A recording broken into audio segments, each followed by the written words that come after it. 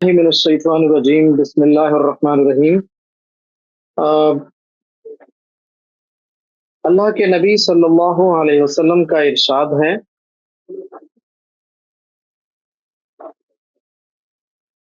من حسن اسلام المرء ترکہ ما لا یعنیہ۔ اس پر ہم بات کر رہے تھے، کسی بھی مسلمان کے اسلام کا حسن اور خوبصورتی اس امر میں پوشیدہ ہے، ترکہ ما لا یعنیہ، کہ وہ ان امور کو چھوڑ دے جن امور کا تعلق اس سے نہیں ہے۔ میں یہ سمجھتا ہوں کہ ہمارے معاشرے میں ایک بہت بڑا جو ایک کلیش اور بہت بڑی ایک فکری طور پر جو ایک گمراہی اور جو بھی نظر آ رہا ہے ہمیں، اس کا ایک بہت بڑا سبب یہ ہے کہ ہم میں سے میجورٹی لوگ اپنی جو بیسک ڈیوٹیز ہیں وہ ان سے واقف نہیں ہیں، ان سے آگاہ نہیں ہے۔ ہر شخص دوسرے کے ڈومین میں جانے کی کوشش کرتا ہے، دوسرے کے ڈومین میں جا کر، بالخصوص دوسرے کا وہ ڈومین جہاں اس کی ایکسپرٹیز نہیں ہوتی، وہاں وہ رائے دے رہا ہوتا ہے کہ اس کام کو اس طرح کر لو، اس کام کو اس طرح کر لو، یا اس طرح کرنا چاہیے۔ بالکل ایسے ہی کہ ابھی ہفتہ 10 دن پہلے جس طرح کچھ ساتھی تھے ہمارے لاہور کے، اور ان میں سے کچھ کراچی کے بھی ساتھی ان کے ساتھ شریک تھے، وہ علماء کو مشورے دے رہے تھے کہ علماء کو دین کی تبلیغ اور دین کی دعوت کس طرح کرنی چاہیے۔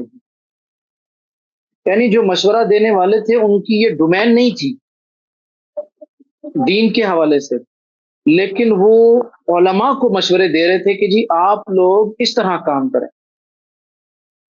تو یہ میں نے ایک چھوٹی سی مثال دی ہے آپ لوگوں کو۔ اگر آپ اس بنیادی قاعدے کو سامنے رکھ کر دیکھیں تو معاشرے میں بگاڑ کی ایک بہت بڑی وجہ یہی ہے کہ ہم میں سے ہر ایک شخص اپنی ڈومین سے واقف نہیں ہے جیسا کہ اس کو واقف ہونا چاہیے۔ اس کو یہ معلوم ہونا چاہیے کہ میری بیسک ڈیوٹیز کیا ہیں، میرے رائٹس کیا ہیں، ٹھیک ہے، ان چیزوں کا اس کو علم نہیں۔ البتہ مغربی ایک ویسٹرن اسکول آف تھاٹ کا جو ایک انوائرمنٹل ایک غلبہ ہے، اس نے ہمیں حقوق کا ایک پہاڑا تو پڑھا دیا۔ ہم میں سے ہر ایک حقوق مانگتا نظر آ رہا ہے، حقوق کے لیے سڑکوں پر نکلتا ہے، روڈ بلاکس کرتا ہے، احتجاجی مظاہرات کرتا ہے، ایسے تمام غیر شرعی اقدامات اٹھاتا ہے، لیکن فرائض کی کوئی بات نہیں کرتا۔ آج تک آپ نے کبھی پاکستان کے روڈز پر کبھی ایسا کوئی مظاہرہ نہیں دیکھا ہوگا، ایسا کوئی جلوس نہیں دیکھا ہوگا جس میں جلوس نکالنے والے ایسے پیناپلیکس لے کر کھڑے ہوں کہ جی ہمیں ہمارے فرائض بتاؤ بھائی، ہم نے کرنا کیا ہے، ہمارا دین، being a Muslim, being a Pakistani citizen, میری ڈیوٹیز کیا ہے، مجھے وہ بتائی جائے۔ میں نے اپنی تقریباً ایک جو مختصر سی زندگی ہے، 48-49 کے قریب میری ایج ہو چکی ہے، مجھے تو آج تک ایسا کوئی مظاہرہ، کوئی جلوس، کوئی جلسہ نظر نہیں آیا جس میں یہ کہا گیا ہو کہ بھی ہمیں ہماری ذمہ داریاں بتائی جائیں، ٹھیک ہے۔ تو یہ بات سمجھ لیجئے کہ سب سے بڑا سبب کیا ہے کہ ہمیں اپنے ڈومین کا تو پتہ ہوتا نہیں ہے، ہم دوسرے کے ڈومین میں جا کر مداخلت کرتے ہیں۔ یہ جو چھوٹا سا ایشو جو میں نے جس کا شروع میں تمہیدی طور پر کہا کہ ساحل عدیم یا جو بھی ایکس وائی زیڈ اس شخص کا نام ہے، وہ ہو گئے، خلیل الرحمان قمر ہو گئے، یا وہ خاتون جو سوال کرنے والی تھی، یہ ایک چھوٹی سی ایک مثال ہے۔ پچھلے 8-10 سالوں میں میڈیا میں، بالخصوص سوشل میڈیا میں تسلسل کے ساتھ یہ ایشوز آ رہے ہیں، ایک کے بعد ایک ایشو، ایک کے بعد ایک ایشو، ایک کے بعد ایک ایشو۔ بھائی بات یہ ہے کہ یہ ایشوز کیوں آ رہے ہیں؟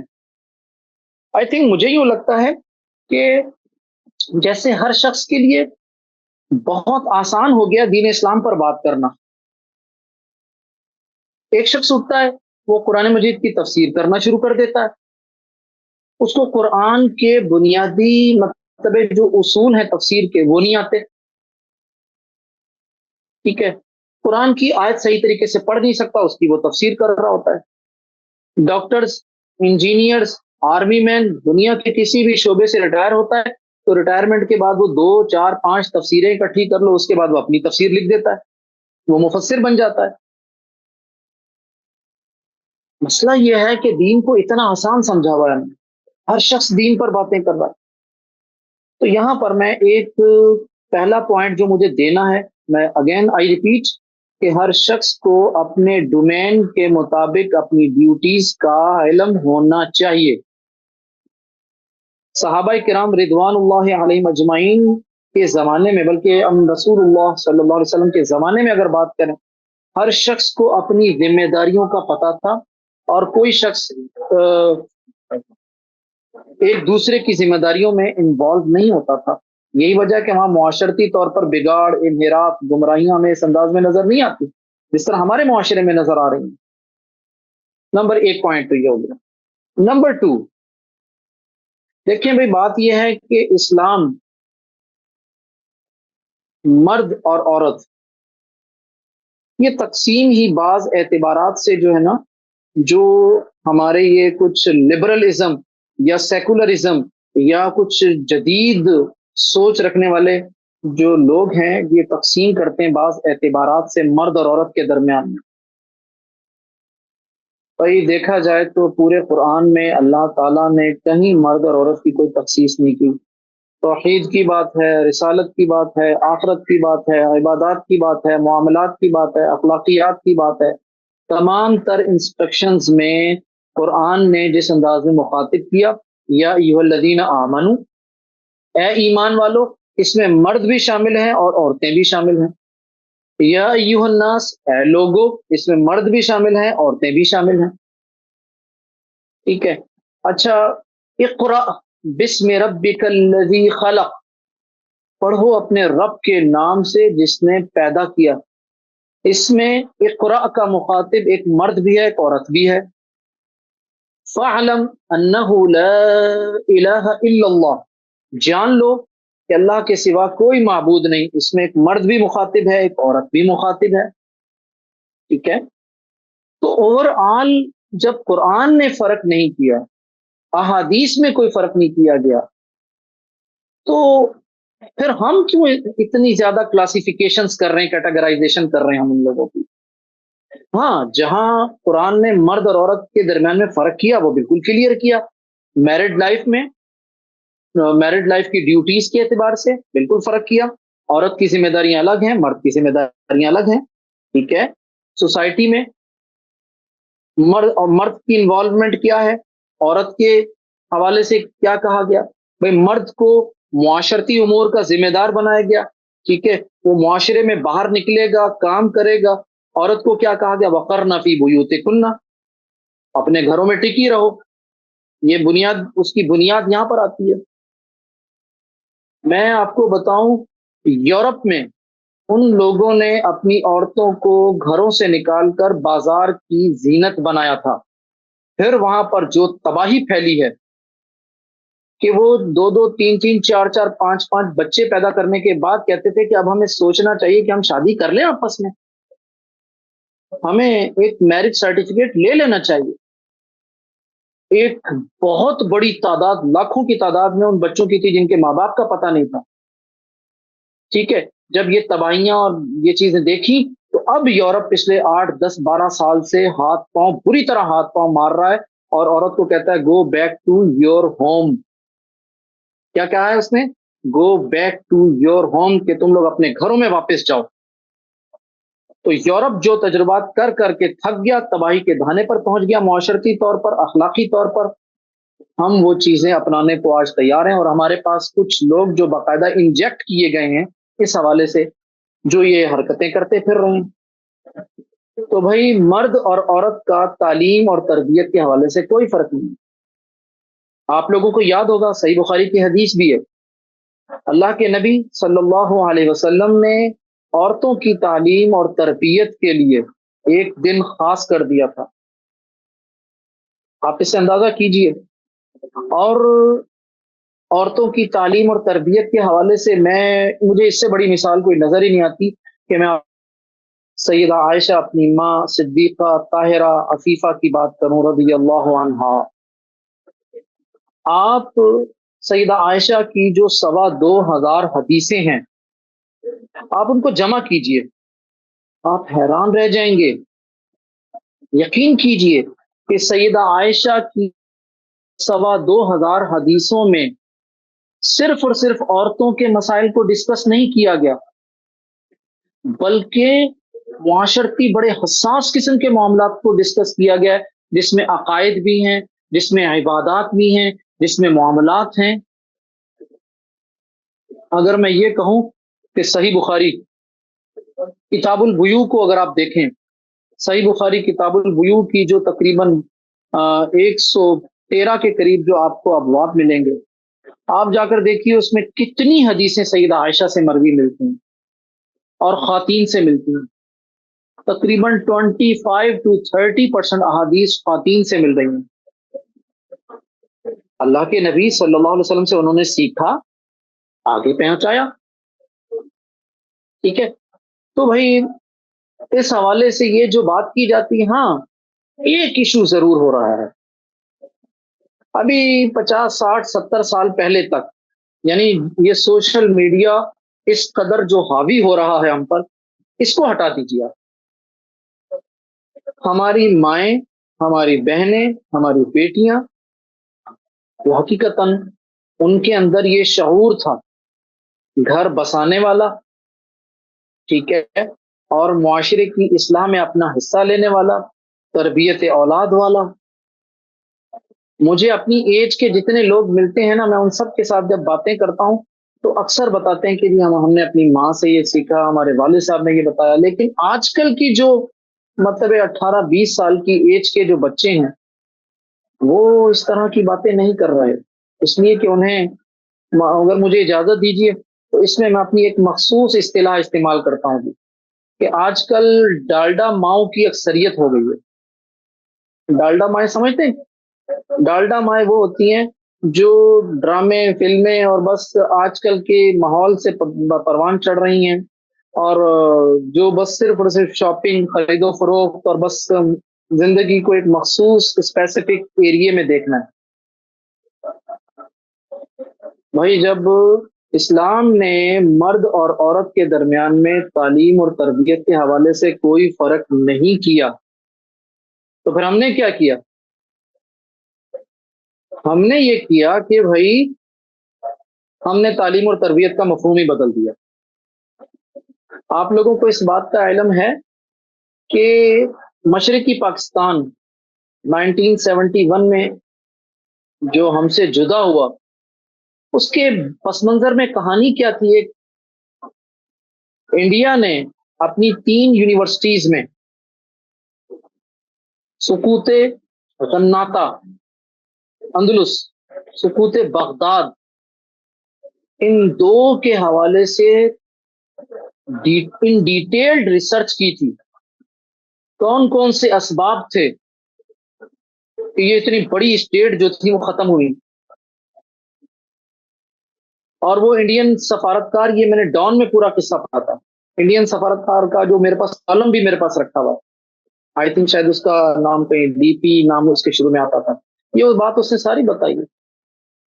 یعنی وہ لوگ ہماری تاریخ کی شکستوں کا، ہماری تاریخی انحراف کا، گمراہیوں کا، گرنے کا اس قدر بنظر غائر جائزہ لے رہے ہیں کہ وہاں سے وہ اسباب نکالتے ہیں اور وہ ان اسباب کو آج وہ امپلیمنٹ کر رہے ہیں. میرا اشارہ کہ جب وہ ہمارے معاشرے کا کچھ نہیں بگاڑ سکے تو انہوں نے کیا کیا؟ ہمارا نظام تعلیم اور تربیت کا مفہوم ہی چینج کر دیا. بھائی اس وقت دنیاوی جو تعلیمی ادارے ہیں، اسکول، کالجز اور یونیورسٹیز، ایک ڈگریوں کو بانٹنے کی، ڈگریوں کو کمپلیٹ کرنے کی، نمبرز ریس کی ایک عجیب سی مطلب ایک کیفیت نظر آ رہی ہے.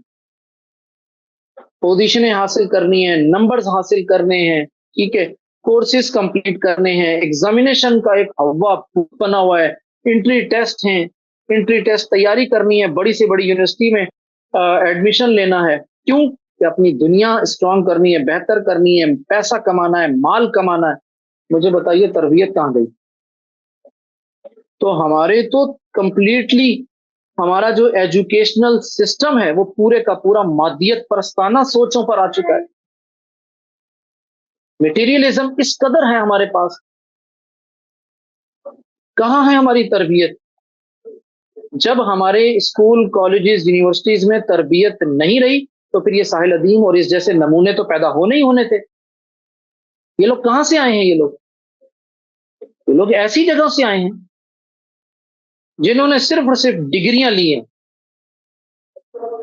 ایک ایک سیمسٹر کی 1.5 لاکھ فیس چل رہی ہے، 2 لاکھ فیس چل رہی ہے،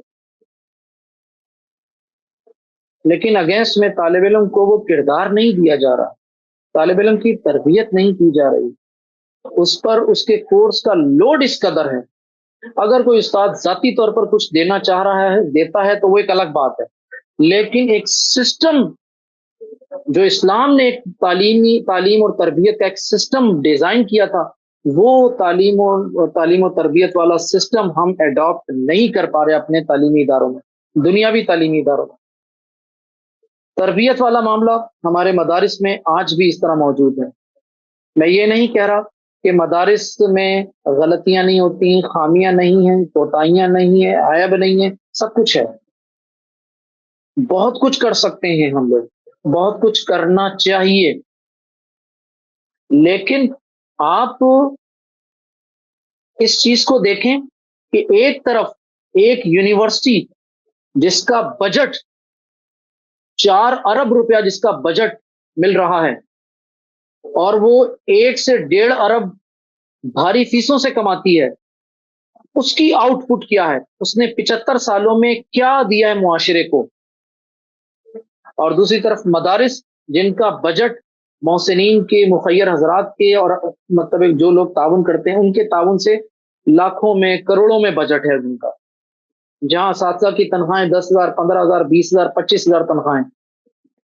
ان لوگوں کی آؤٹ پٹ دیکھیے معاشرے میں، جو ان کی ڈیوٹیز ہیں، اسپیسیفک ڈیوٹیز کی بات کر رہا ہوں، آپ کو وہاں پر سب کچھ نظر آ رہا ہے، کوئی مسجد بند نہیں ہوئی، کبھی اذان میں گیپ نہیں آئی، نکاح میں، جنازہ میں، اور بھرو خیر کی باتیں بتانے میں۔ تو میرا یہ سارا ایک بیک گراؤنڈ آپ کے سامنے رکھنے کا مقصد یہ ہے کہ بھائی بیس وہی ذہن میں رکھیں کہ آپ اپنی ڈومین میں فوکس کیجئے، علماء کی ڈومین میں مت جائیے، علماء کو مت سکھائیے، علماء جو کچھ سیکھ رہے ہیں اپنے اداروں سے، جو کچھ ان کی ایکسپرٹیز ہیں، وہ اپنی اس ایکسپرٹیز کے حوالے سے معاشرے کی رہنمائی کر رہے ہیں، جو کچھ ان کے پاس موجود ہے محدود وسائل کے ساتھ، ٹھیک ہے؟ بات کتنی حیران کن بات ہے، میں بڑی کبھی کبھی ہنستا ہوں اس چیز پر، مختلف ہماری جو میٹنگز ہوتی ہیں میں وہاں پر بھی یہ بات کرتا ہوں۔ بھائی بات یہ ہے کہ آپ مدارس کے طلبہ سے توقع کر رہے ہیں کہ وہ سائنسدان بنیں گے، وہ انجینئرز بنیں گے، ٹھیک ہے، وہ آئی ٹی اسپیشلسٹ بنیں گے۔ کمال نہیں کر دیا آپ لوگوں نے، اتنے افسوس کی بات ہے۔ ایک مطلب ویب چینل والا پروڈیوسر اٹھتا ہے، وہ علماء پر طنز شروع کرتا ہے، علماء کو سمجھانا شروع کر دیتا ہے۔ ایک انجینئر اٹھتا ہے، وہ سمجھانا شروع کر دیتا ہے علماء کی ذمہ داریاں، کہ علماء مطلب ایسے ہیں تو علماء ایسے ہیں تو علماء ایسے ہیں، علماء کو ڈیوٹیز کا نہیں پتا، ان کو نوجوانوں سے بات کرنے کا طریقہ نہیں آتا، ڈھنگ نہیں آتا۔ اب اس چیز کو سمجھیے، تو اب میرا خیال میں آپ کو یہ بات واضح ہو جانی چاہیے کہ ہمارے سوشل میڈیا پر آئے دن یہ جو ایشوز ڈسکس ہو رہے ہیں، جن میں سے ایک ڈسکس یہ ایشو جو ہمارے پیش نظر ہے، جس میں وہ مجہول الحال اور مجہول العلم، جس کا مطلب ہے جس کی زبان مطلب اتنی ایسی نہیں ہے جس پر میں کوئی بات کروں، وہ شخص کہتا ہے کہ اور ہمارے معاشرے کی 95 عورتیں جاہل ہیں۔ بھائی آج بھی الحمدللہ آج بھی ایسا ہے، ہمارے معاشرے میں مجموعی طور پر خیر موجود ہے۔ میں اعداد و شمار کی روشنی میں اگر بات کروں تو ہمارے معاشرے میں بلا تخصیص بلا تفریق مسلک کی، کیا بریلوی، کیا دیوبندی اور کیا اہل حدیث، ٹھیک ہے، ان تمام مدارس کے جو بنات کے جو سلسلے ہیں، بنات کے جو سلسلے ہیں وہاں پر ایک بہت بڑی لاکھوں کی تعداد میں یہ سلسلے ہیں سارے. تو ایسا نہیں ہے. مسئلہ کیا ہے؟ اسلام کیا کہتا ہے ہم سے؟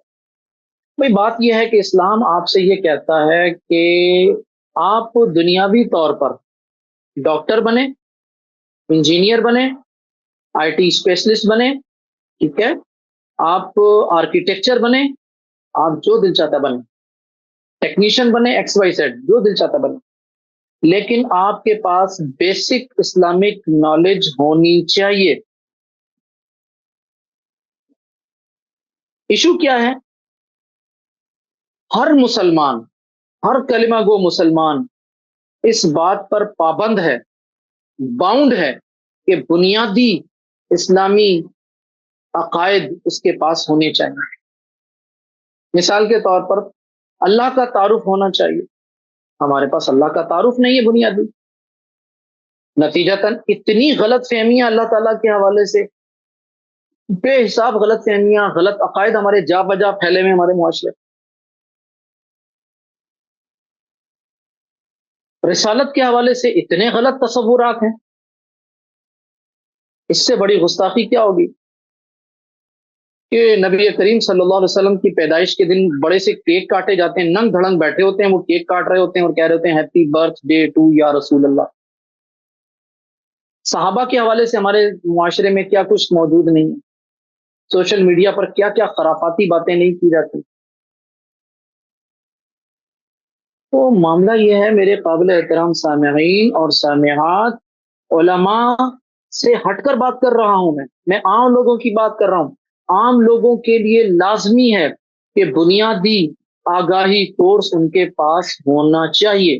مثال کے طور پر عقیدے میں الاصول الثلاثہ، شیخ الاسلام محمد بن عبد الوہاب رحمہ اللہ کی کتاب، کتاب التوحید، شیخ الاسلام محمد بن عبد الوہاب، العقیدۃ الواسطیہ، شیخ الاسلام ابن تیمیہ رحمہ اللہ. یہ تین کتابیں آپ لوگ لازمی پڑھیں.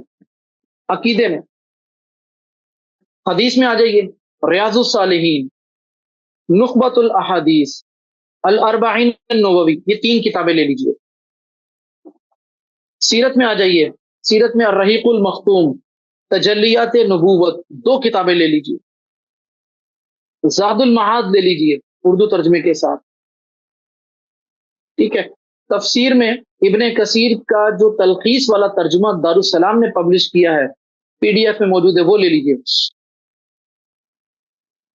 یعنی بنیادی آگاہی کورس تو حاصل کریں آپ لوگ، ہمارے پاس تو وہ بھی نہیں ہے. ٹھیک ہے، تو بنیادی آگاہی کورس ہر ایک کے لیے لازم ہے. جب بنیادی آگاہی کورس ہر ایک کے پاس ہوگا تو میں آپ کو بتاتا ہوں، یہ جو بات ہے نا بلغوا عنی ولو آیا، اللہ کے نبی صلی اللہ علیہ وسلم کا جو فرمان ہے، علماء جب اس آیت کے مخاطب ہوں گے تو وہ ممبر پر کھڑے ہوں گے اور وہ فنی اور کمپلیٹ بات کر رہے ہوں گے. لیکن جب اس حدیث کا مخاطب ایک عام شخص ہوگا، ٹھیلا فروش، سبزی فروش، پھل فروش، ڈاکٹر، انجینئر، جب اس سے کہا جائے گا بلغوا عنی ولو آیا، تو اس کے پاس بیسک نالج تو ہونی چاہیے نا. وہ بیسک نالج کیا ہے؟ اللہ ایک ہے، اس کے ساتھ شرک نہ کریں، نبی کریم صلی اللہ علیہ وسلم کی سنت کا اتباع لازم ہے، صحابہ کرام واجب الاحترام ہے، ان کا دفاع کیا جائے، نماز پڑھی جائے 5 وقت کی، روزے رکھے جائیں، جھوٹ نہ بولا جائے، کرپشن نہ کیا جائے، بہنوں بیٹیوں کا حق نہ مارا جائے، ایک دوسرے کو تکلیف نہ پہنچائی جائے، پڑوسیوں کے حقوق کا خیال رکھا جائے. یہ بیسک نالج ہے. بھائی یہ باتیں ہر بندہ دوسرے تک پہنچا سکتا ہے، اس میں کوئی ایشو نہیں ہے. لیکن عام آدمی کو بس یہیں تک رہنا چاہیے. جب عام آدمی اس سے آگے بڑھتا ہے تو پھر وہ انجینئر مرزا جہلمی جیسے نمونے ہمارے سامنے آتے ہیں، محمد علی شیخ جیسے نمونے سامنے آتے ہیں، ٹھیک ہے، اور اسی طرح یہ ساحل الدین جیسی مطلب بندے ہمارے سامنے آتے ہیں. ٹھیک ہے، ایک تو یہ بات ہوگی. اچھا، اس کے پیرالل ایک اور بھی چیز چل رہی ہے. وہ لوگ جو دنیاوی طور پر مطلب ہے جو ایک انوائرمنٹ ہمارا بنا ہوا ہے اس سے جب مرغوب ہوئے تو انہوں نے کیا کیا؟ انہوں نے دعوت دین کے لیے انہی کے اسالیب اختیار کرنا شروع کر دیے، انہی کے طریقے اختیار کرنا شروع کر دیے. یہ مزید بگاڑ آ گیا.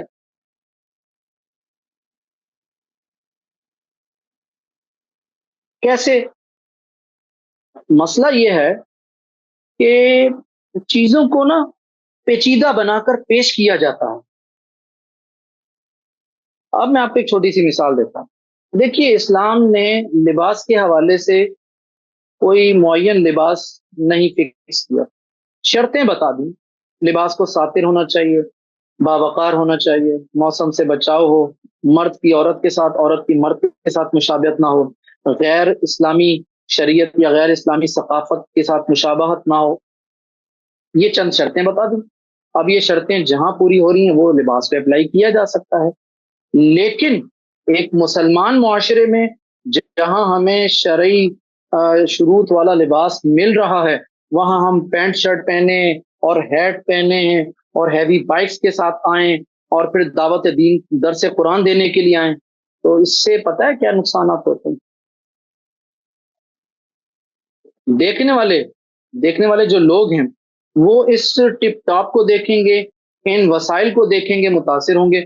اس لیے کہ انہوں نے ڈراموں میں، اسٹیج شو میں، میوزیکل شو میں اسی طرح ہیرو کی انٹری بھی دیکھی ہے. ہیرو بھی بھائی، گلوکار بھی اسی طرح جب آتا ہے تو سامعین کا ایک بہت زیادہ شور و غل ہوتا ہے. قرآن کی تفسیر کرنے والا آ رہا ہے اسی حلیے میں، اسی طریقے سے، تو وہاں سے وہ یہی شور آ رہا ہے. وہ روحانیت کہاں گئی؟ وہ تربیت کہاں گئی؟ میں یہ مثالیں دے رہا ہوں، پھر میں آپ کو پھر میں آؤں گا اپنے اصل جو شروع جہاں سے میں نے کیا تھا.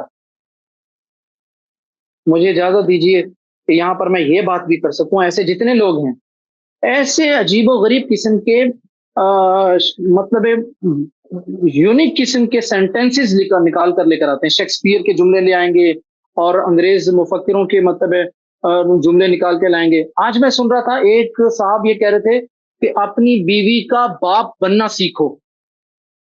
میں حیران تھا کہ یہ کیا جملہ ہے، اپنی بیوی کا باپ بننا سیکھو. جب تک تم اپنی بیوی کے باپ نہیں بنو گے کامیاب شوہر نہیں بن سکتے. کیا ہے یہ؟ کیسی واحد قسم کی عجیب و غریب قسم کی لفاظیاں ہیں جو اسٹیج پر کھڑے ہو کر اردو میں، انگلش میں، عربی میں کہی جاتی ہیں. میرے بھائیوں، بگاڑ کب پیدا ہوتا ہے؟ جب ہم علم کو ان لوگوں سے نہ لیں جو اس کے اہل ہیں. وہ خاتون جو سوال کر رہی تھی، جس خاتون نے خلیل الرحمان قمر سے یا اس سے کہا بھائی کہ آپ آیتیں پڑھتے ہیں، آیتوں پر جو اس نے بات کی تھی، اس خاتون کا قصور نہیں ہے. اس کو اس کے ماحول سے جو کچھ ملا، اس نے اپنے ماحول سے جو کچھ ایڈاپٹ کیا وہ اس نے آگے منتقل کر دیا. اس کو یہ کوئی بتانے والا ہی نہیں تھا. بائی گاڈ میں آپ کو بتاؤں، میں اندرون سندھ وزٹ پر گیا ہوں. سانگڑ سے آگے ایک گاؤں تھا، مجھے یاد نہیں رہا، مسلمان گھرانوں کا تھا وہ گاؤں. کسی کو وضو کرنا نہیں آتا تھا، مسلمان تھے، کلمہ نہیں پورا آتا تھا ان کو. چلیں گاؤں کو چھوڑ دیجئے، ہمارے شہروں میں آ جائیے. یہاں سورہ اخلاص نہیں پڑھنا آتی کسی کو، سورۃ الفاتحہ کسی کو پڑھانا نہیں آتی، کلمہ طیبہ کا پورا ترجمہ نہیں آتا. تو مسئلہ یہ ہے کہ جب ہم نے اپنی ماؤں، بہنوں اور بیٹیوں کو لٹریٹ ہی نہیں کیا اس حوالے سے، ان کو ان کی بیسک ڈیوٹیز نہیں بتائیں کہ بھئی آپ کا کام گھروں کو بسانا ہے، گھروں پر قبضہ کرنا نہیں، تو یہ یہاں تک نوبت ہی نہ آتی. ایسی خواتین جن کے پاس کوئی نالج نہیں ہے، ایسی ہی خواتین کو پھر ہمارا سوشل میڈیا استعمال کرتا ہے وومنز ڈے کے حوالے سے. ایسی ہی خواتین پھر پینافلیکسز لے کر کھڑی ہو جاتی ہیں، ہمیں ہمارے حقوق دیں. ٹھیک ہے، تو بگاڑ کے پیچھے کیا چیز آ رہی ہے؟ بگاڑ کے پیچھے جو ہے نا یہ چیز آ گئی، ہمارے پاس بنیادی آگاہی معلومات، بنیادی آگاہی اسلامی کورس بھی نہیں ہے، یعنی بنیادی ہمارے پاس معلومات ہی نہیں اسلام کے حوالے سے، بنیادی طور پر عقائد کا چیپٹر خالی ہے، بالکل بلینک ہے ہمارے پاس۔ بڑے بڑے لوگ وہ اتنی اتنی حتمی انداز میں تبصرے کر رہے ہوتے ہیں اسلام پر اور آیات کی تفسیر میں کراچی یونیورسٹی میں ہوتا ہوں تو وہاں پر بسا اوقات بیٹھتا ہوں تو میں حیران ہوتا ہوں، وہ جو کیمسٹری، فزکس، بایو میتھمیٹکس جو پروفیسر حضرات ہیں اتنے اتنے حتمی لہجے میں بات کر رہے ہوتے ہیں کہ یہاں یہ مطلب تھا دین کا، یہ مطلب تھا دین کا، یہ مطلب تھا۔ بھیا آپ نے ترجمہ پڑھا؟ نہیں۔ تو یہ باتیں کہاں سے آئی کہ فلاں بندے کی کتاب پڑھی تھی، فلاں کا لیکچر سنا تھا؟ جب سورسز یہ ہوں گے، سورسز آف نالج یہ ہوں گے تو یہ تو ہونا ہی ہونا ہے۔ بھائی آئیے میں آپ کو ایک چھوٹی باتیں بتا دوں۔ نمبر ایک، ایشوز کا تو میں نے ذکر کر دیا کہ ہمارے معاشرے میں بگاڑ، انحراف، گمراہی کیوں ہو رہی ہے۔ سب سے بڑا سبب کہ ہمیں ہمارے ڈومین کا علم نہیں ہے، ہمیں شریعت نے ہماری جو ڈیوٹیز ہمارے لیے اسائن کی ہیں ہمیں وہ جاننے کی طرف دلچسپی نہیں ہے، ہم وہ جاننے کی کوشش ہی نہیں کرتے۔ میں اپنی مثال دیتا ہوں، میں استاد ہوں، استاد ہونے کے ناطے میری کیا کیا ذمہ داریاں مجھے معلوم ہونی چاہیے۔ میں باپ ہوں، باپ ہونے کے ناطے میری ذمہ داریاں کیا ہیں مجھے جاننا چاہیے۔ میں ایک مسجد میں، کچھ مساجد میں خطبہ دیتا ہوں جمعے کا، تو مجھے ممبر پر کھڑے ہونے کے حوالے سے اپنی ذمہ داریاں پتہ ہونی چاہیے۔ میں استاد ہوں، استاد ہونے کے ناطے مجھے اپنی ڈیوٹیز کا پتہ ہونا چاہیے۔ میں بیٹا ہوں، مجھے بیٹے ہونے کے ناطے ذمہ داریاں پتہ ہونی چاہیے۔ میں بھائی ہوں، بھائی ہونے کے ناطے مجھے ذمہ داریوں کا پتہ ہونا چاہیے۔ میں پڑوسی ہوں، مجھے پڑوسی ہونے کے ناطے ذمہ داریاں پتہ ہونے چاہیے۔ ہمارے پاس لوگوں کی طرف انگلیاں اٹھانے والا سلسلہ بہت زیادہ ہے، اپنی طرف ہم بالکل فارغ ہو چکے ہیں۔ پھر ہمارے معاشرے میں ایک طبقہ اور بھی بڑا عجیب و غریب ہے۔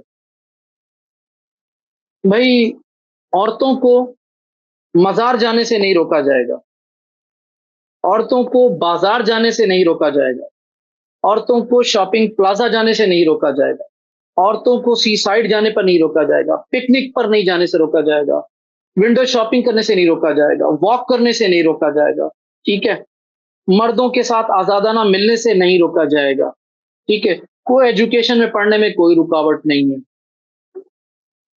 صحیح ہے، ہر کام کی اجازت ہے، لیکن مسجد نہیں جانا دیا جائے گا عورت کو۔ مسجد جانے کی جب بات آئے گی تو یہ گویا کہ اتنا بڑا گناہ ہو جاتا ہے۔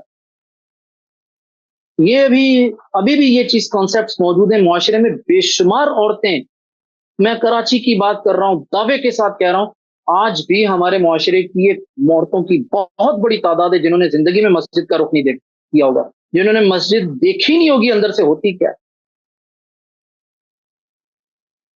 تو بھائی جب ہم اپنی عورتوں کو مسجد لے کر نہیں جائیں گے، امام مسجد یا دروس جو ہو رہے ہیں وہاں سے جب کچھ ان کو سننے کو نہیں ملے گا، سیکھنے کو نہیں ملے گا، وہاں سے نصیحتیں نہیں ملیں گی، تو پھر مجھے بتائیے پھر ہم کیسے توقع کر رہے ہیں کہ معاشرے میں عورتیں جو اپنا رول پلے کریں گی؟ ذمہ دار کون ہے؟ مرد، میں ہوں ذمہ دار اس کا۔ میں اپنی ماں کو، بہن کو، بیٹی کو، بیوی کو مسجد لے کر نہ جاؤں؟ وہاں جو ورکشاپس ہو رہی ہیں، دروس ہو رہے ہیں، جمعے کے خطبے ہو رہے ہیں، میں کیوں نہیں لے کر جاتا؟ عورتوں کو ہم نے کلی طور پر ہٹا دیا۔ بھائی اللہ کے نبی صلی اللہ علیہ وسلم نے کہا الا و انی نہیتکم عن زیارت القبور، لوگوں میں نے تمہیں قبروں کی زیارت سے روکا ہے، پھر اجازت دے دی، کہا الان فزوروها، اب بھی قبروں کی زیارت کیا کرو، فانها تذکرکم الاخرہ، کیونکہ یہ تمہیں آخرت کی یاد کروائیں گی۔ سمجھ میں آ گئی بات؟ قبرستان کی زیارت کیوں کرتے ہیں؟ تاکہ ہمیں پتا ہو کہ ہمیں مرنا ہے، ہمیں بھی اسی طرح ایک اسی طرح کے گڑھے میں اترنا ہے، ہمارے اوپر بھی منو مٹی ڈالی جائے گی۔ مجھے صرف ایک بات پوچھنی ہے، کیا یہ نصیحت، یہ چیز، یہ کیفیت اڈاپٹ کرنا صرف مردوں کے لیے؟ کہ عورتوں کو نصیحت نہیں ہونی چاہیے کہ انہیں بھی مرنا ہے، انہیں بھی دفنایا جائے گا، ان کے اوپر بھی منو مٹی ڈالی جائے گی؟ ہم نے عورتوں کا قبرستان جانا ہی حرام کر دیا۔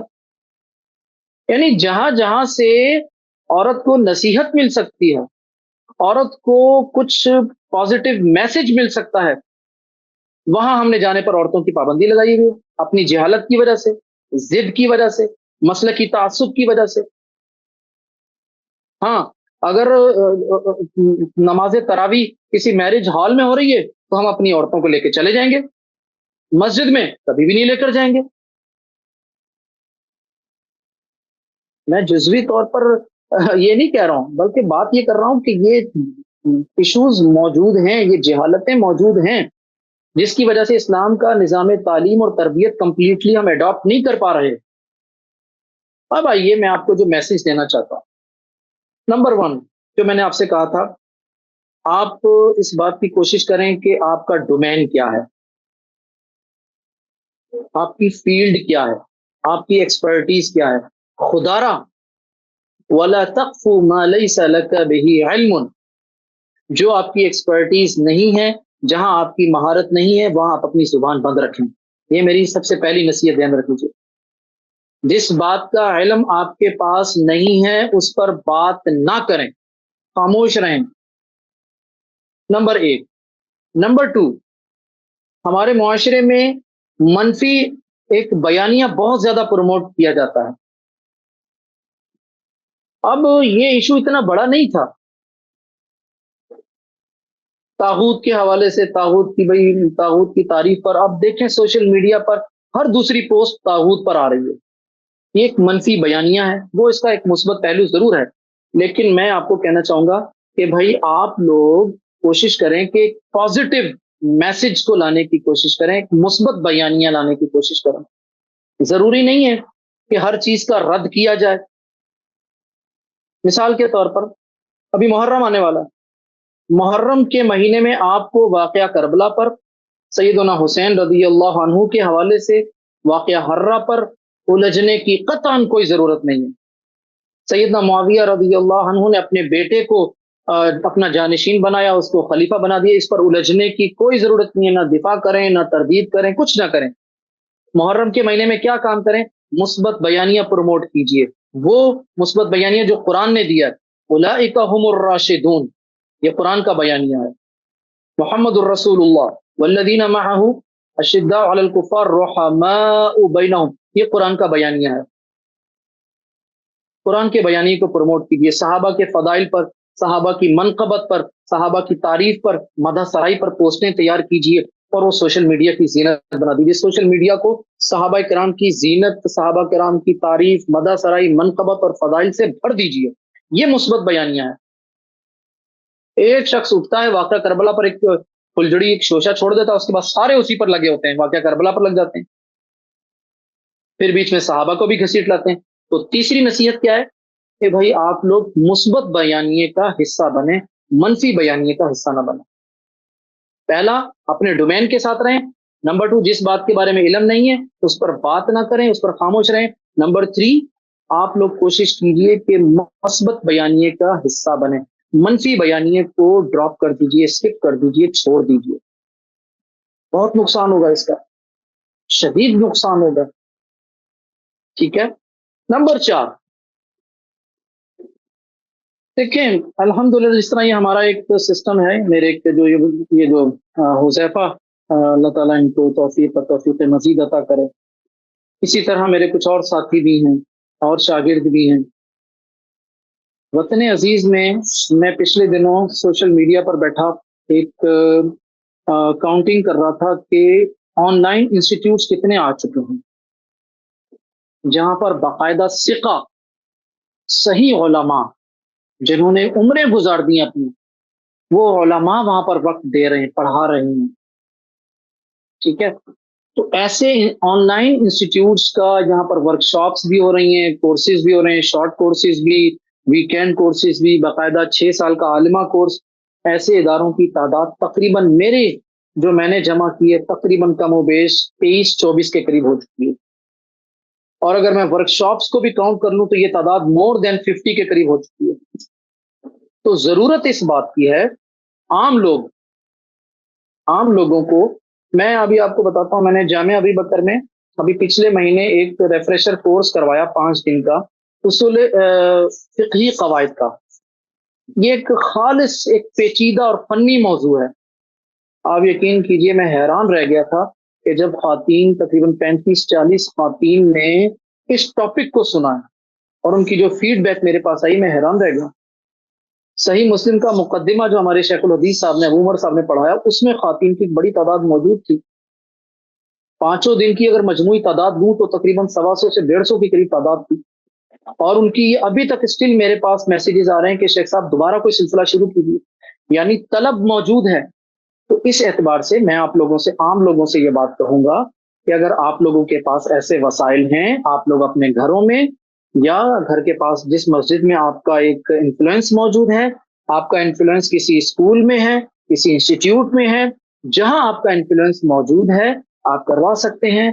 सिका उलमा के साथ राब्ते कीजिए और ऐसे कोर्सेज अवामी सतह पर करवाने शुरू कीजिए, जिसमें मिसाल के तौर पर अकीदा, सही अकीदा, नमाज पढ़ने का तरीका, नबी करीम सल्लल्लाहु अलैहि वसल्लम की सीरत है, ठीक है। इसी तरह खरीदो फरोख्त के हवाले से, शादी ब्याह के हवाले से फैमिली कोर्स होना चाहिए, ठीक है। कि भाई खानदान का तस्वुर क्या है, क्योंकि हमारा खानदान टूट रहा है इस वक्त। जॉइंट फैमिली सिस्टम जिसमें वो ठीक है, खामियां अपनी जगह पर, खूबियों ज्यादा थी, वो टूट रहा है इस वक्त हमारा। उसके हवाले से वर्कशॉप्स करवाई जाए, मैरिज काउंसलिंग की करवाई जाए बच्चियों की। भाई मेरे एक दोस्त हैं वकील, मैंने उनसे पूछा कि चौधरी साहब आपके पास जो केसेस आ रहे हैं तलाक के, तो तलाक के केसेस किस एज में ये सबसे ज्यादा मामला होते हैं? कहने लगे वकील साहब, कहने डॉक्टर साहब हमारे पास जो तलाक के और खुला के केसेस आते हैं उनमें से अक्सरियत ऐसे केसेस की है जो शादी के पहले साल से लेकर 5वें साल तक है। अब बताइए हमारी बच्चियों को कौन सिखाएगा, कौन तरबियत करेगा? घर बसाना, एक दूसरे को स्पेस देना, कौन है एक दूसरे को स्पेस? ये कहाँ से आएगा हमारे पास? भाई खातन की असल तालीम और तरबियत ये है। एक खातून खाना की 4 हैसियतें होती हैं: माँ, बीवी, बहन, बेटी, और पांचवी कोई हैसियत नहीं। भाई बात यह है कि जब हम अपने मुआशरे में एक खातून को बेटी बनना सिखा देंगे, बहन बनना सिखा देंगे, तो वो ऑटोमेटिकली बीवी भी अच्छी बनेगी और माँ भी अच्छी बनेगी। ये हमारी तरबियत होनी चाहिए जो हमारे दुनियावी तालीमी इदारों में नहीं मिल रही। अब मदारिस में इस तरफ तवज्जो दी जा रही है, अल्हम्दुलिल्लाह। मैं ये कह सकता हूँ बिल्कुल बड़े तहदीस नेमत के तौर पर, और अल्लाह ताला का शुक्र अदा वक्त करते हुए कहता हूँ कि मकतबा अहले हदीस, इनकी मसाजिद में शुरू, हर मस्जिद जब बनती है तो कोशिश की जाती है कि खातन का पोर्शन रखा जाए, और हमारी अल्हम्दुलिल्लाह मसाजिद में खातन भी नमाज पढ़ने के लिए आती हैं और बाकायदा वहां पर एहतमाम होता है। अब आकर दीगर मकातिब फिक्र ने भी इस बात का एहतमाम शुरू किया है, ठीक है। तो खातन की तरबियत बतौर माँ, बीवी, बहन, बेटी, मुझसे ना वो एक जगह मेरी वर्कशॉप थी, तो एक खातून ने मुझसे आखिर में, जब मेरा गुफ्तगू खत्म हो गई, तो खातून ने मुझसे कहा कि शेख साहब दुआ कीजिएगा कि अल्लाह ताला सलाहुद्दीन अयूबी पैदा करे, नूरुद्दीन जंगी पैदा करे। और अच्छी दुआ है भाई। मैंने कहा यार दुआ तो बड़ी कमाल की है, करनी चाहिए। तो मैंने उनसे ये कहा कि खातून, मैं इस दुआ के करने से पहले मैं आपसे ये चाहूंगा कि मुझे आप वो माएँ तो ला कर दें जिन्होंने सलाहुद्दीन अयूबी को, नूरुद्दीन जंगी को पैदा किया था। मुझे वो माँ तो ला कर दें ना, जो सुबह सवेरे सर्दी में, गर्मी में उठती थी, अपने बेटे को हाथ पकड़ कर लेकर जाती थी, मस्जिद छोड़कर आती थी, मस्जिद के गेट पर बैठती थी या साइड में बैठती थी कि मेरा बेटा फजर की नमाज जमात के साथ पढ़ेगा। पहले वो माँ तो लेकर आए पहले। सलाउद्दीन अयूबी, नूरुद्दीन जंगी आसमान से थोड़ी टपकेंगे, पहले वो माएँ तो पैदा करें। माओ की अक्सरियत डालडा माओ की आ रही है, जिनका मतमा नजर जिंदगी की तरजीहात ही बदल चुकी हैं। मेरी गुफ्तगू का मतलब ये नहीं कि खैर नहीं है, अल्हम्दुलिल्लाह। मैं जितने भी इंस्टीट्यूट्स में पढ़ा रहा हूँ, ऑनलाइन लेक्चर देता हूँ, वहाँ पर अल्हम्दुलिल्लाह खातून की तादाद एक बहुत बड़ी होती है। और ये मेरा अपना जाती एक्सपीरियंस है कि मर्दों की निस्बत खातून बहुत जल्दी रिस्पॉन्स देती हैं खैर की तरफ, अल्हम्दुलिल्लाह। उनके अंदर अल्लाह ताला ने खैर की तरफ लब्बैक कहने वाली एक कैफियत ज्यादा रखी हुई है। तो भाई एक खातून की जब तरबियत की जाए, کہ آپ شروع کا جو وقت ہے crucial time after marriage 1 to 5 years اگر یہ آپ نے گزار لیا پھر سکون سے آپ زندگی گزار سکتے ہیں. اس کا مطلب یہ نہیں ہے کہ میں یہ کہہ رہا ہوں اپنی بہنوں سے اپنی بیٹیوں سے کہ آپ مار کھائیں ظلم برداشت کریں تشدد برداشت کریں پھر بھی واپس نہیں ایسا نہیں کہہ رہا. ماں باپ کے گھر کے دروازے کھلے ہوئے ہونے چاہیے. یہ ہندوانہ کلچر ہے کہ جی اب بس اب تمہیں ہم نے رخصت کر دیا اب تمہیں وہاں سے واپس نہیں آنا. اسلام ایسا کچھ بھی نہیں کہتا. اسلام میں ماں باپ کے دروازے جو ہوتے ہیں بیٹیوں کے لیے ہمیشہ کھلے ہوتے ہیں بہنوں اور بیٹیوں کے لیے. لیکن ایٹ لیسٹ گھر بسانے کی کوشش تو کرنی چاہیے. یہ ہے ہمارا تربیت کا نظام کہ ایک عورت کو وہ شرعی ایجنڈا دیا جائے جو اللہ کے نبی صلی اللہ علیہ وسلم نے ایک میرڈ خاتون کو دیا تھا. نماز پڑھو روزہ رکھو شوہر کی فرما برداری کرو اور گھر بہتر طریقے سے چلاؤ عزت کی حفاظت کرو. یہ ہے چند نکاتی ایجنڈا ایک میرڈ خاتون کے لیے. اس کو فوکس اس بات پر کرنا چاہیے اس کی کنسنٹریشن اس بات پر ہونی چاہیے. اصل ایشو کیا ہے خاتون کا اپنا ڈومین گھر ڈسٹرب ہو رہا ہے بچوں کی تربیت ہے نہیں اور وہ کیا کرتی ہے وہ معاشرے کی تربیت میں معاشرے کی اصلاح پر توجہ دینے کے لیے گھر سے نکل کھڑی ہوتی ہے. ایسا نہیں ہونا چاہیے. بھائی سب سے پہلے خاتون خانہ سے پوچھا جائے گا اس کی بیسک ڈیوٹیز کے بارے میں. بنیادی ذمہ داریاں کیا ہیں بنیادی ذمہ داریاں پوری کر دی آئیے پھر معاشرے میں آپ اپنی شرم و حیا کو اپنے حجاب کو ان ساری چیزوں کو شریعت نے جو شرطیں لگائی ہیں ان شرطوں کو برقرار رکھتے ہوئے ملحوظ خاطر رکھتے ہوئے آپ معاشرے کی ترقی میں اپنا کردار ادا کریں. کوئی ایشو نہیں ہے کوئی مذائقہ نہیں ہے. بھائی بڑے بڑے شاپنگ پلازا ہیں وہاں جو خواتین کے حوالے سے جو اسپیسیفک چیزیں جو فروخت کی جاتی ہیں اگر وہاں صرف اور صرف خاتون ہی ہو مطلب ہے شاپ کیپرز مطلب ہے تو کیا ایشو ہے اس میں کوئی مذائقہ نہیں ہے. لیکن بیسک ڈیوٹیز ہماری پوری ہونی چاہیے. آپ ماں ہیں تو پہلے ماں ہونے کی ذمہ داری پوری کریں بیوی ہیں تو بیوی ہونے کے ناطے ذمہ داری پوری کریں. جب تک آپ اپنی بنیادی ذمہ داری پوری نہیں کریں گی آپ خدا را معاشرے کی اصلاح کی طرف مت جائیے. قرآن نے کیا پروٹوکول دیا یا ایھا الذین آمنوا علیکم انفسکم سب سے پہلے تم پر تمہاری ذمہ داری ہے. علیکم انفسکم لوگوں اپنی فکر کرو. لا یضرکم من ضل اذا اهتدیتم اگر تم راہ راست پر رہے دنیا کی کوئی طاقت تمہارا بال بیکا نہیں کر سکتی. یہ پہلا مرحلہ جس میں قرآن کہتا ہے لما تقولون ما لا تفعلون سب سے پہلے تم وہ کام کرو جو تم لوگوں کو کہتے ہو. کبر مقتا ان تقولوا ما لا تفعلون یہ بہت بڑا جرم قرار دیا گیا بہت بڑی جرت کہی قرار دی. خود اپنی بیسک ڈیوٹیز پوری نہیں کرتے اپنے اوپر وہ چیزیں اپلائی نہیں کرتے اور معاشرے کو اور لوگوں کو بتاتے پھر رہے ہو تم لوگ. یہ پہلی ڈیوٹی آ گئی پہلا لیول اسٹیج آ گیا. دوسرا اسٹیج قو انفسکم واہلیکم نارا اپنے آپ کو بھی جہنم سے بچاؤ اور اپنے گھر والوں کو بھی جہنم سے بچاؤ. دیکھیے قرآن نے سیکنڈ اسٹیج پر بھی گھر والوں کو آپ کے ارد گرد بہن بھائی بیوی بچے ان کو رکھا ہے. پھر تیسرے اسٹیج پر کہا کنتم خیر امت اخرجت للناس تأمرون بالمعروف وتنہون عن المنکر. قرآن مجید کا یہ پروٹوکول اس کو سامنے رکھیے اپنی بیسک ڈیوٹیز کی طرف آئیے اپنے ڈومین پر رہیے. جن چیزوں کا آپ سے تعلق نہیں ہے اس پر بات مت کیجیے اس کے بارے میں ڈسکشن چھوڑ دیجیے. جس چیز کا علم نہیں ہے اس پر بات مت کریں خاموشی اختیار کریں. مثبت بیانیے کا حصہ بنیں منفی بیانیہ کا حصہ نہ بنیں اس کو پروموٹ نہ کیجیے. اسی پر میں اکتفا کرتا ہوں. اجازت دیجیے ان ساری باتوں میں سے جو باتیں میری صحیح ہیں وہ اللہ تعالیٰ کا فضل و کرم ہے. اگر میری ان باتوں میں کوئی بات غلط ہے تو وہ میری زبان کی لغزش ہو سکتی ہے میری کوتاہی ہو سکتی ہے. جتنی بھی باتیں قرآن مجید اور حدیث کی روح سے غلط ہوں گی میں ان سے بالکل واپس لینے کا اعلان بھی کرتا ہوں ان سے رجوع بھی کرتا ہوں. اللہ تعالیٰ سے دعا ہے اللہ تعالیٰ ہمیں جو خیر کی بات ہمیں سنی اس کو سمجھنے کی توفیق عطا فرمائے اس پر عمل کرنے کی توفیق عطا فرمائے اور اسے آگے پہنچانے کی توفیق عطا فرمائے. جزاکم اللہ خیر. السلام علیکم ورحمۃ اللہ وبرکاتہ.